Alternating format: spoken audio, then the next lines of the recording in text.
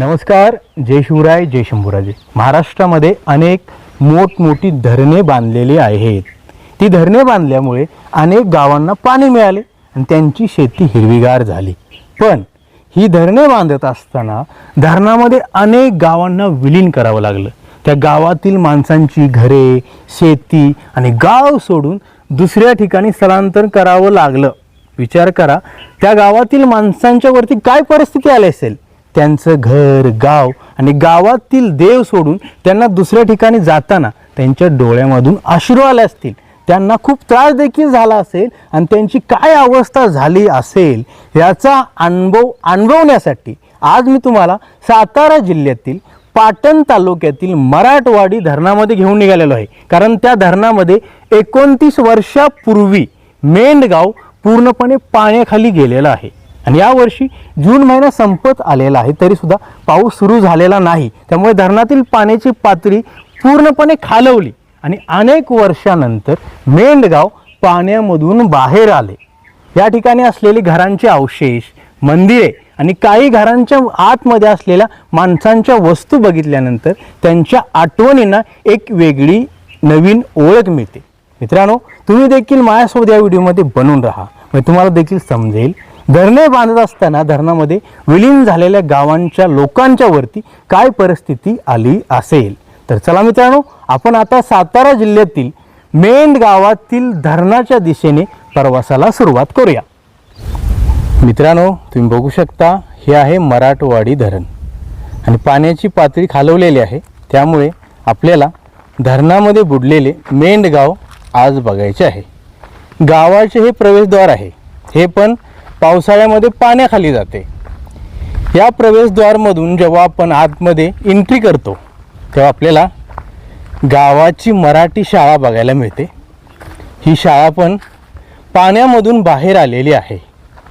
बघू शकता तुम्ही ही शाळा कशी आहे. आपण या शाळेमध्ये प्रवेश करूया. आणि ज्यावेळी या ठिकाणी पाणी येत नव्हते, धरण बांधले नव्हते, त्यावेळी ही शाळा किती लहान मुलांनी गजबरून जात असेल. मुले दुपारच्या वेळेला शाळेच्या अंगणामध्ये खेळत असतील. बघू शकता तुम्ही ही शाळा कशी आहे. आता आपण या शाळेच्या आतमध्ये एंट्री करूया. दरवाजे तुटलेले आहेत पावसाच्या पाण्यामुळे आणि शाळेच्या आतमध्ये एंट्री केल्यानंतर शाळा आपल्याला सुन्न पडलेली बघायला मिळते. या ठिकाणी सर्वत्र शांतता आहे आणि या शाळेतील एका वर्गामध्ये प्रवेश केल्यानंतर आपल्याला या ठिकाणी प्राण्यांची, फळांची आणि पक्ष्यांची चित्रे देखील बघायला मिळतात. म्हणजे कदाचित या ठिकाणी बालवाडीचा वर्ग असावा. सर्वत्र पाण्याच्या गाळाच्या निशाणी तुम्ही बघू शकता. ही शाळा ज्यावेळी पाण्याखाली जात असेल त्यावेळी या शाळेला पण आठवत असेल, माझ्या वर्गामध्ये मुले बसत होती आणि शाळा शिकत होती. बघू शकता, या शाळेमध्ये 5वी पर्यंत शाळा शिकवली जात होती. शाळेपासून आणखी पुढे गेल्यानंतर गावांच्या घरांचे अवशेष आपल्याला इथून पुढे बघायला मिळतात. बघू शकता तुम्ही खाली अनेक घरांचे अवशेष तुम्हाला दिसत असतील. त्या घरामध्ये प्रवेश करून त्या घरांच्या आतमध्ये आपल्याला काय काय बघायला मिळते याचा देखील अनुभव करून घ्यायचा आहे. बघा, समोर तुम्हाला विजेचा खांब देखील दिसत असेल. म्हणजे ज्यावेळी हे गाव इथून दुसरी ठिकाणी स्थलांतरित झालं त्यावेळी लोकांनी काहीच सोबत घेऊन गेले नाहीत. हे गाव आहे तसेच या ठिकाणी राहिले. घरातील सामान, बाहेर असलेल्या वस्तू, विजेचे खांब, माणसांच्या समाधींची स्थळे, हे सर्व आहे तसेच आपल्याला बघायला मिळते.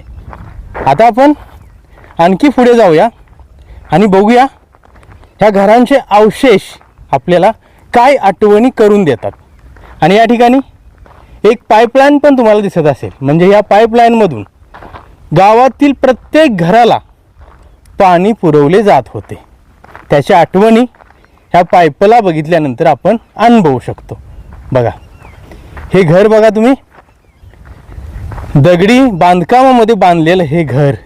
आणि घराच्या मागे म्हातारे माणसांच्या समाधींची स्थळे, थडी वगैरे बघायला मिळतात आपल्याला. ह्या घराच्या आतमध्ये आपण जाऊन बघूया, कारण हे घर पूर्णपणे उद्ध्वस्त झालेलं आहे. तरी देखील काही आठवणी म्हणून आपण या घराला बघू शकतो. बघा या ठिकाणी दुसरे घर आणखी पुढे आहे, ते देखील आपल्याला बघायचे आहे. पण हे विजेचे खांब तुम्ही बघू शकता, खांबावरील तारा सर्व काही असेच पडलेलं आहे. आणि या गावातील माणसे पिण्यासाठी ज्या बोरचा उपयोग करत होते त्याच्या निशाणी या ठिकाणी आपल्याला बघायला मिळतात. आणि समोर आणखी एक घर आहे, त्या घराजवळ आपण जाऊया. आणि हे घर आतमधून मला साबूत दिसत आहे, म्हणजे वरचे छत पडलेलं आहे, पण आतमध्ये काही आठवणी म्हणून काही वस्तू देखील आपल्याला बघायला मिळतील. आणि या घरापासून चालत चालत पुढे गेल्यानंतर आपल्याला समोर गावचे ग्रामदैवत हनुमान, ज्योतिबा आणि महादेवाचे मंदिर देखील बघायला मिळतात. त्या मंदिराच्या दिशेने जाण्या अगोदर या घरामध्ये आपण प्रवेश करूया. आणि या भिंतीमधून जेव्हा आपण आतमध्ये बघतो तर आपल्याला या घराची अशी अवस्था झालेली बघायला मिळते. म्हणजे 29 वर्षापूर्वी या ठिकाणी माणसे राहत होती. घराच्या समोर हे झाड आहे, झाडाखाली बसत होती, मुले झाडाखाली खेळत होती. हे सर्व काही आपल्याला या ठिकाणी आल्यानंतर अनुभवायला मिळते. आणि आणखी पुढे आल्यानंतर ह्या घराच्या साईडला आणखी एक मोठे घर आहे. त्या घराचे दरवाजे, खिडक्या सर्व काही आपण बघू शकतो. त्यामुळे आपल्याला समजेल पूर्वी जी घरांची बांधकाम केली जात होती ती मजबूत होती. त्यामुळे अनेक वर्ष होऊन गेली तरीसुद्धा हे दरवाजे आहेत तसेच उभे आहेत. दरवाजाला कुलूप देखील आहे, पण भिंती पडल्यामुळे हे घर उद्ध्वस्त झालेलं आहे. बघू शकता तुम्ही घरांच्या आतमध्ये असणाऱ्या खिडक्या, देवळ्या, आणि एका देवळीमध्ये एक भरणी पण आहे मित्रांनो. त्या भरणीमध्ये काय आहे बघूया. बघा ह्या खिडकीमध्ये भरणी आहे आणि ह्या भरणीमध्ये सध्या खाली आहे सर्व. पण हा अनुभव वेगळाच आहे. ह्या घरातील माणसांच्या ह्या पाईपा पाहण्यासाठी यूज केल्या जात होत्या. हे सर्व काही बघितल्यानंतर खरंच डोळ्यामधून अश्रू येतात. कारण माणसांनी खूप काही त्याग करून आपली घरे या ठिकाणी अशी सोडून दुसऱ्या ठिकाणी गेले. मित्रांनो, गावामध्ये प्रवेश केल्यानंतर सुरुवातीला आपल्याला एक मराठी शाळा बघायला मिळाली. ती शाळा पण पावसाळ्यामध्ये पूर्णपणे पाण्याखाली जाते. आतमध्ये पाण्यामध्ये गेल्यामुळे काही निशाण्या देखील आपल्याला बघायला मिळतात. तिथून पुढे आल्यानंतर आपल्याला अनेक घरांचे अवशेष बघायला मिळाले. पाण्याच्या पाईपलाईना, बिजलीचे खांब आणि खूप काही बघितल्यानंतर, त्या घरांना बघितल्यानंतर आपल्याला डोळ्यामध्ये अश्रू आवरत नाहीत. कारण इथल्या माणसांनी ही घरे, गाव, शेती सर्व सोडून दुसऱ्या ठिकाणी कसे गेले असतील ह्या घरांना बघितल्यानंतर आपल्याला अनुभवायला मिळते. तिथून पुढे आल्यानंतर धरणाच्या मधोमध आपल्याला ह्या गावचे ग्रामदैवत बघायला मिळते. म्हणजे या ठिकाणी 3 प्राचीन मंदिरे आहेत. त्या मंदिरामध्ये 3 देवांच्या मूर्त्या देखील आहेत. त्यांचे दर्शन आपल्याला घ्यायचे आहे. त्यानंतर माझ्या मागे तुम्हाला हे पिंपळाचे झाड दिसत असेल. हे झाड पण अनेक वर्ष या पाण्यामध्ये बुडून सुद्धा आहे तसे उभे आहे. ह्या झाडाच्या मागे अजून काही घरे आहेत, ती पण पावसाळ्यामध्ये पाण्याखाली जातात. त्या घरांमध्ये माणसांची सामान आहे तशी आहेत, ते देखील आपल्याला घरामध्ये जाऊन बघायचे आहे. पण आता आपण मंदिर परिसर बघून, या मंदिराच्या मागे असलेल्या प्राचीन मूर्त्या बघून देवांचे दर्शन घेऊया. तुम्ही बघू शकता समोर असलेल्या झाडांच्या निशाणी, तिथून आपण खाली आलो. अजून काही झाडे पाण्यामध्ये बुडून आहेत, अर्धी पाण्याखाली आहेत आणि अर्धी बाहेर आहेत. आणि या मंदिर परिसरामध्ये आल्यानंतर आपल्याला या ठिकाणी 3 मंदिरे बघायला मिळतात. दोन्ही मंदिरे कौलारू घरांसारखी आहेत आणि पुढे असलेले महादेवाचे मंदिर दगडामध्ये बांधण्यात आलेलं आहे. आणि ह्या मंदिराच्या मागे हे पिंपळाचे झाड आपल्याला असे बघायला मिळते. आता आपण या मंदिरामध्ये प्रवेश करून भगवंताचं दर्शन घ्यायचं आहे. या ठिकाणी तुम्हाला बाईक्स, 4 व्हीलर दिसत असतील. उन्हाळ्यामध्ये माणसे देवांचे दर्शन घेण्यासाठी आणि या गावांना बघण्यासाठी या ठिकाणी येतात. आपण सुरुवातीला या ठिकाणी असलेल्या या मंदिरामध्ये प्रवेश करूया आणि आतमध्ये असलेल्या हनुमंताचे दर्शन घेऊया. बघू शकता तुम्ही बाहेरून हे मंदिर कसे दिसते.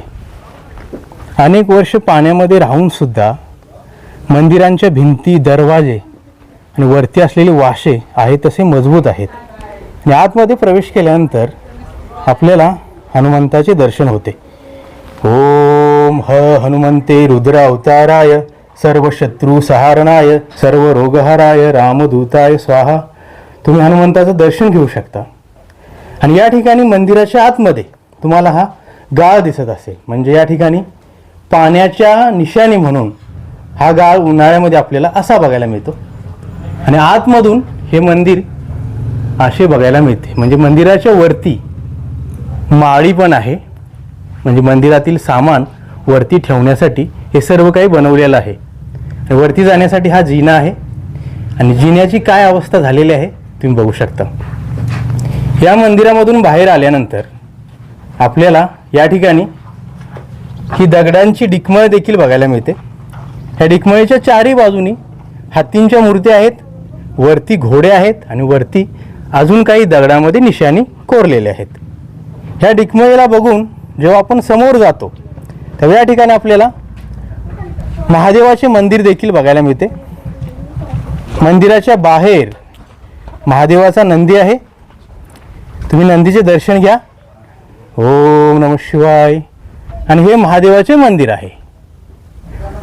आता आपण या मंदिरामध्ये प्रवेश करूया. ओम कर्पूर गौरम करुणावतारम संसार सारम भुवेंदहारम सदा वसंतम हृदयारविंदे भवम भवानी सहितम नमामि. भगवंताचं दर्शन घेतल्यानंतर आतमधून हे मंदिर कसे आहे तुम्ही बघू शकता. हेमाडपंथी शैलीतील बांधकाम मंदिराच्या आतमध्ये आपल्याला बघायला मिळते. आणि या मंदिराच्या डाव्या साईडला अजून एक मंदिर आहे. हे ज्योतिबाचे आणि काळभैरव राजाचे मंदिर आहे. आता आपण या मंदिरामध्ये प्रवेश करून भगवंताचं दर्शन देखील घ्यायचं आहे. बघू शकता तुम्ही या ठिकाणी भरपूर पर्यटक आणि गावातील आसपासची माणसे भगवंताचं दर्शन घेण्यासाठी आलेले आहेत. ओम नमः शिवाय. सांब सदाशिव, सांब सदाशिव. आणि मंदिराच्या आतमध्ये प्रवेश केल्यानंतर हे मंदिर आपल्याला असे बघायला मिळते. आतमध्ये देवांच्या प्राचीन मूर्त्या देखील आपण बघू शकतो. ओम नमः शिवाय. आणि ही गाभाऱ्यामध्ये जाण्यासाठी चौकट आहे. मंदिराचा गाभारा समोर तुम्ही बघू शकता. आणि या ठिकाणी असलेले भक्त मंदिराची साफसफाई करत आहेत, त्यामुळे आपल्याला ही मंदिर एकदम क्लीन बघायला मिळू शकतात. ओम नमः शिवाय. सांब सदाशिव. भगवंताचं तुम्ही दर्शन घ्या. आता आपण मंदिराच्या मागे जाऊया आणि त्या ठिकाणी अजून काही प्राचीन मूर्त्या आपल्याला बघायला मिळणार आहेत. त्या मूर्त्या बघूया. त्यानंतर हा मंदिर परिसर कसा आहे आणि पाण्याखाली गेल्यानंतर कसा दिसत असेल याचा अनुभव करून घेऊया. बघू शकता तुम्ही मंदिराच्या मागे हे खूप मोठे एक चाफ्याचे झाड आहे. सध्या झाड पूर्णपणे वाळलेलं आहे, तरीसुद्धा झाडाच्या खोडावरून आपण अंदाज लावू शकतो हे चाफ्याचे झाड आहे. या ठिकाणी काही देवांच्या मूर्त्या आपण बघू शकतो. दगडी पाषाणामध्ये बनवलेल्या या देवांच्या मूर्त्या आहेत. आणि या झाडाखाली अजून काही आपल्याला विरगळी आणि मूर्त्या देखील बघायला मिळणार आहेत. बघा ही दगडांची विरगळ बघा, ह्याच्यावरती मूर्त्या खोदलेल्या आहेत. अशा विरगळी आपल्याला या ठिकाणी अनेक बघायला मिळतात. आणखी पुढे गेल्यानंतर आपल्याला एक खूप मोठी मूर्ती देखील बघायला मिळते. बघू शकता तुम्ही. ही कोणत्या देवाची मूर्ती आहे तुम्ही मला कमेंट करून नक्की सांगा. म्हणजे कदाचित मला काळभैरव राजाच्या मूर्तीसारखी ही मूर्ती दिसत आहे. जर तुम्हाला माहीत असेल तर तुम्ही सांगू शकता ही कोणत्या देवाची मूर्ती आहे. आणि हा मंदिर परिसर कसा आहे बघू शकता तुम्ही. मंदिराच्या जवळच पाणी आहे, म्हणजे आणखी थोड्या दिवसाने पाऊस लागल्यानंतर ही सर्व मंदिरे आणि गावातील घरे पाण्याखाली जाणार आहेत. मित्रांनो, या मंदिर परिसरामध्ये आल्यानंतर आपल्याला एक दादा भेटले. ते लहानपणी या मंदिर परिसरामध्ये खेळायचे. या परिसरामध्ये सर्वत्र फिरून या निसर्गाचा मस्त अनुभव घ्यायचे. त्यांच्याकडून आपण काही गोष्टी ऐकूया, म्हणजे आपल्याला पूर्वी झालेल्या आठवणी जागृत करता येतील. नमस्कार दादा. नमस्कार. तुम्ही लहानपणी या परिसरामध्ये आला होता? हा, लहानपण या परिसरात आलेलो. इथे खेळायचं, लहानपण असायचं आम्ही इथं लपाछपी वगैरे सगळे खेळायचं. वर इथं माडी आहे, त्या माडीहून असं फिरायच्या पायऱ्यावरून वर चढायचं. इथं खोली होती, दुकान बिकान असायचं, खेळायचं. या मंदिराच्या साईडला दुकान होते? हा, इथं दुकान होते. इथे एक अंगणवाडी शाळा होती इथं. Okay okay. दादा सांगत आहेत ह्या झाडाच्या खाली समोर तुम्हाला घराची निशाण दिसत आहे, या ठिकाणी अंगणवाडी शाळा होती. परत इथं बोरिंग पाणी प्यायला इथं असायचं. असं तिथे एक बोर होती पलीकडे साईडला. परत तिथं मोठी झाडं होती इथं. ती समोर असलेली झाडे, हा, लय मोठी असं पसंत. या झाडांच्या वरती दादा खेळायचे, मित्रांसोबत फिरायचे. त्यांच्या आठवणी या ठिकाणी आपल्याला बघायला मिळू शकतात. इथं यात्रा मोठी भरली का नाही यात्रा, इथं कार्यक्रम वगैरे होया. सगळं कुस्त्याची तालीम तिथं भरायची. पलीकडे साईडला कुस्त्याची तालीम भरायची सगळी. पण छबीला सगळा असं गोल राऊंड फिरायचा. मग तुम्ही या ठिकाणी दुबारा आलाय, हे बघितल्यानंतर तुम्हाला इमोशनल वाटत नाही का? नाही, आता कसं आहे, पहिलं बघितलं आता बघितलं. लय दिवसानं देवळा इथं आलो मी आता. आणि हे बघितल्यानं एवढं प्रसन्न झाले मला इथं बरं का. इथनं हलू वाटत ना, म्हटलं निसर्ग एक नंबर झाले वातावरण. म्हणजे ज्यावेळी तुम्ही लहानपणी या ठिकाणी यायचा त्यावेळी ही मंदिरे आणि आताची यात लय फरक आहे. लय फरक. आणि ही पाण्यामध्ये पूर्ण गेले, सोडून गेले सगळं. वर असं कळ सगळं होतं शिकळत असं पूर्ण बुडतात पाण्यामध्ये. हा, पूर्ण बुडते ते. Okay okay. म्हणजे या देवांची रक्षण करण्यासाठी म्हणजे तुम्ही येऊन साफसफाई वगैरे करता या ठिकाणी? हा, देवाची पूजा वगैरे करता? हा, पूजा. आणि ह्या म्हणजे मंदिराच्या मागे अजून काही घराचे अवशेष आपल्याला बघायला मिळू शकतात? घर आता इथली सगळी गेलेली आहेत सगळी. आता तिथले तेवढेच घर ते राहिले. ती पण माणसं का नाही घरी जात नाही. तिथं देवाला थांबा सांगितलं काय कोणाला त्यासनी, ती इथंच थांबले. आणि आता आपण हे झाड बघू शकतो. त्या झाडाच्या आसपास पण काही घरे असतील? हा, घरी होती गाव इथं सगळी. म्हणजे मित्रांनो, हे झाड आहे ना, मोठी झाड आहे. त्याच्या आतमध्ये पण काही घरांचे अवशेष आहेत, पण ते पूर्णपणे पाण्यामध्ये बुडल्यामुळे. इथं बोर एक दिसत्या, परत ना तिथं एक समाधी एक दिसते अशी. Okay okay. तिथं होते तिथं.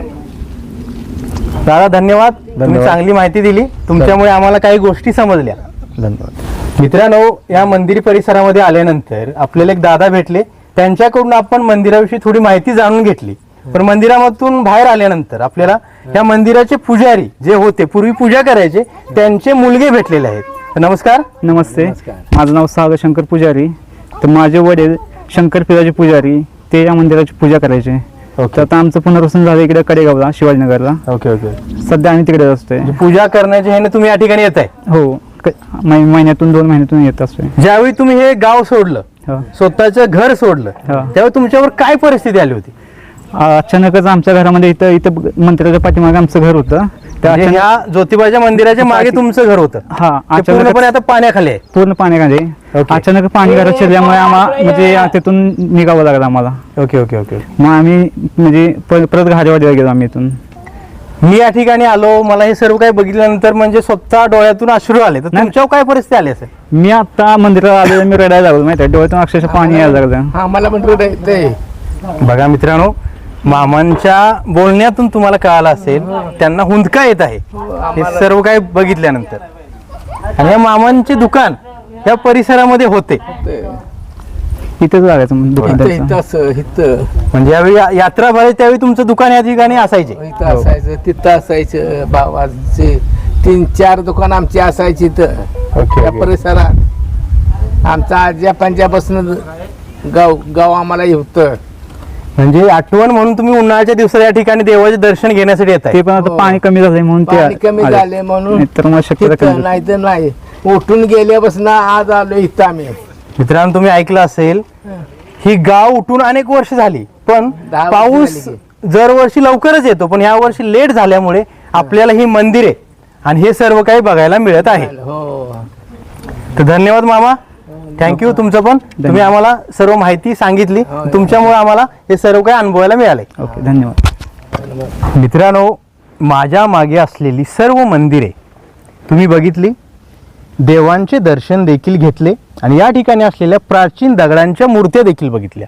आता आपण ह्या मंदिराच्या मागे असलेल्या अजून काही घरामध्ये प्रवेश करून बघूया त्या घरांची अवस्था कशी आहे आणि त्या माणसांची आठवण म्हणून त्या घरामध्ये आपल्याला काय काय वस्तू बघायला मिळतात. कारण माणसांनी सर्व काही आहे तसे सोडून दुसऱ्या ठिकाणी गेल्यामुळे त्यांची आठवण म्हणून आपण हे सर्व काही आता बघायचे आहे. मी व्हिडिओच्या माध्यमातून तुम्हाला सर्व काही दाखवत आहे, पण तुम्ही देखील पाऊस पडण्या अगोदर या ठिकाणी येऊन हे सर्व काही बघू शकता. त्यामुळे तुम्हाला देखील अनुभव येईल या धरणामध्ये गेलेल्या गावाची काय परिस्थिती त्यावेळी झाली असेल. या ठिकाणी काही घरांचे अवशेष देखील बघायला मिळतात. भाताची टोपली, समोर असलेली लाकडे, सर्व काही माणसांनी या ठिकाणी सोडलेलं आहे. ही पाईपलाईन बघू शकता तुम्ही. दररोज सकाळी या गावामध्ये पाणी येत होते आणि गावातील एका गल्लीमधून मी आता पुढे निघालेलो आहे. हे सर्व काही पाण्याखाली जाते, त्यामुळे सर्व उद्ध्वस्त झालेलं आहे. ही घरे बघू शकता तुम्ही, पूर्ण पडलेल्या अवस्थेत आपल्याला बघायला मिळतात. आणि या ठिकाणी पण सर्वत्र गल्लीच्या दोन्ही बाजूने पडलेली घरे, लाईटीचे खांब, हे सर्व काही आपल्याला बघायला मिळते. आता आपण आणखी पुढे जाऊया आणि समोर असलेले एक माडीचे घर बघूया. ते घर अर्धे पडलेले आहे, तरीसुद्धा अर्धे उभे आहे. त्यामुळे त्या घराच्या आतमध्ये काय काय आपल्याला वस्तू बघायला मिळतात याचा अनुभव करता येईल. आणि या ठिकाणी या घरांना बघितल्यानंतर माणसांच्या आठवणी जागृत होतात. मित्रांनो बघा, हे घर बघा, पडलेल्या अवस्थेत उभे आहे, पूर्णपणे पाण्याखाली जाते, तरीसुद्धा आपल्याला या अवस्थेत बघायला मिळत आहे. घराचा अर्धा भाग पडलेला आहे. मातीच्या ढिगाऱ्याखाली घरातील माणसांच्या आठवणी दबलेल्या आहेत. आणि या घरामध्ये आपल्याला माळ्याच्या वरती हा पाळणा बघायला मिळतो. म्हणजे माणसांनी त्यांच्या मुलांच्या आठवणी या ठिकाणी सोडलेल्या आहेत. आणि अजून वरती बघितल्यानंतर माळ्याच्या वर तुम्हाला ही भाताची टोपली बघायला मिळतील. एक लाकडी पेटी देखील आहे आणि वरती लग्नाची बाशिंग देखील आहे. मित्रांनो, मी तुम्हाला झूम करून दाखवतो. बघा, हे लग्नाची बाशिंग आहे. म्हणजे या घराच्या खूप काही आठवणी या ठिकाणी राहिलेल्या आहेत. आता आपण या घरामध्ये प्रवेश करूया आणि आतमध्ये अजून काय बघायला मिळते का बघूया. घराच्या सोप्याच्या वरती असलेल्या माळ्यावर पण आपल्याला टोपली, काही फोटो आणि अजून काही सामान देखील बघायला मिळते. हा घराचा सोफा आहे. सोफ्यामध्ये प्रवेश केल्यानंतर आपल्याला एक अवजार बघायला मिळते.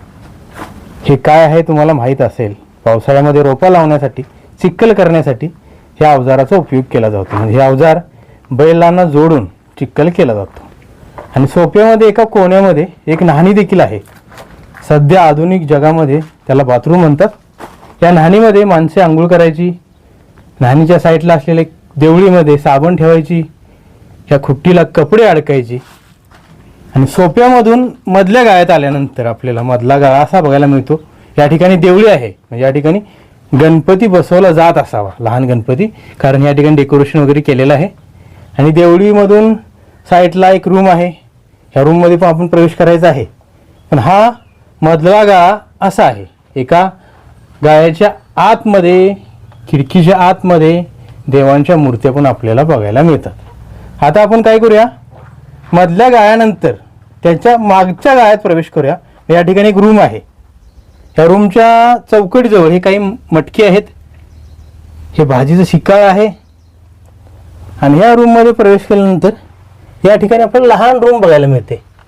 म्हणजे ह्या घरामध्ये वेगवेगळा परिवार आतमध्ये राहत होता.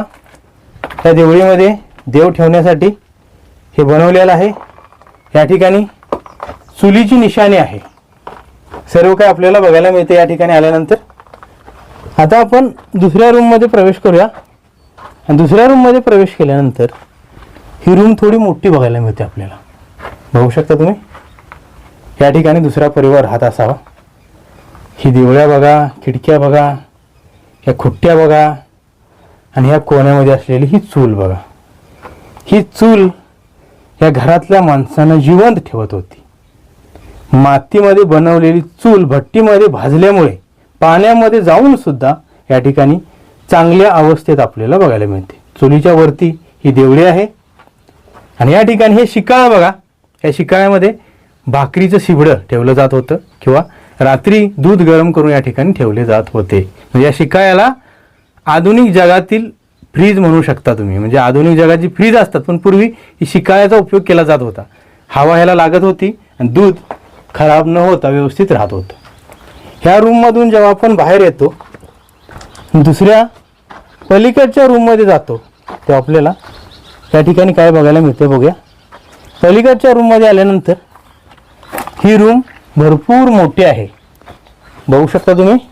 म्हणजे या माडीच्या घरामध्ये 5 ते 6 परिवार राहत होता. बघा, या ठिकाणी पण चूल आहे.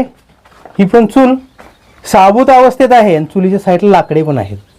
आणि या ठिकाणी ही चूल पेटवली जात होती. लाकडे आहेत तशी आहेत. ही खिडकी, देवळी, सर्व काही या घरातील लोकांच्या आठवणीला एक नवी आठवण देते.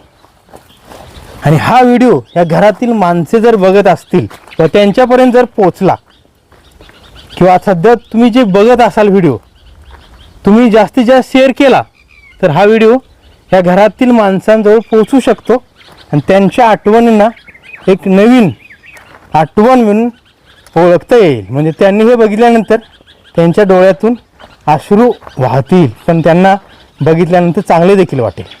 आणि या घराच्या समोर अजून काही घरे आहेत पूर्णपणे पडलेल्या अवस्थेत. बघू शकता तुम्ही. आता ह्या घराच्या आतमध्ये, पडलेल्या घराच्या आतमध्ये मी प्रवेश करतो.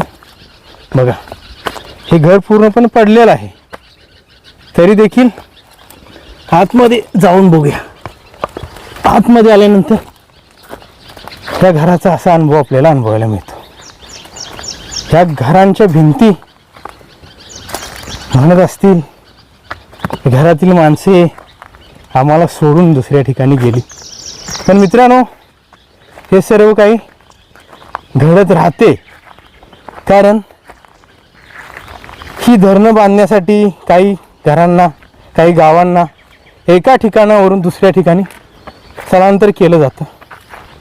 बघा, या ठिकाणी पण अजून एक घर उद्ध्वस्त अवस्थेत पडलेली बघायला मिळतात.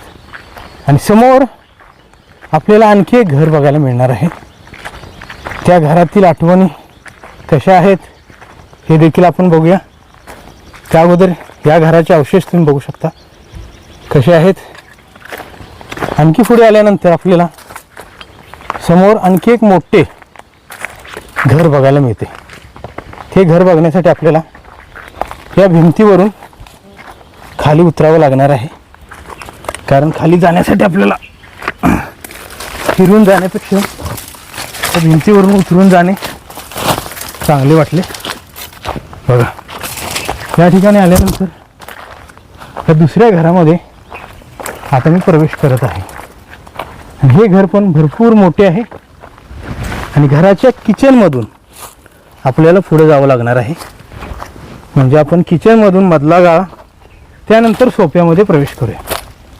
बघा, काळ्या दगडामध्ये बांधलेलं हे घर. या घरामध्ये पण 3-4 परिवार राहत होते. हे घर पण पडलेल्या अवस्थेत आपल्याला बघायला मिळते. या घराच्या आतमध्ये एंट्री केल्यानंतर हे आपल्याला किचन रूम म्हणजे मागचा गाळा बघायला मिळतो.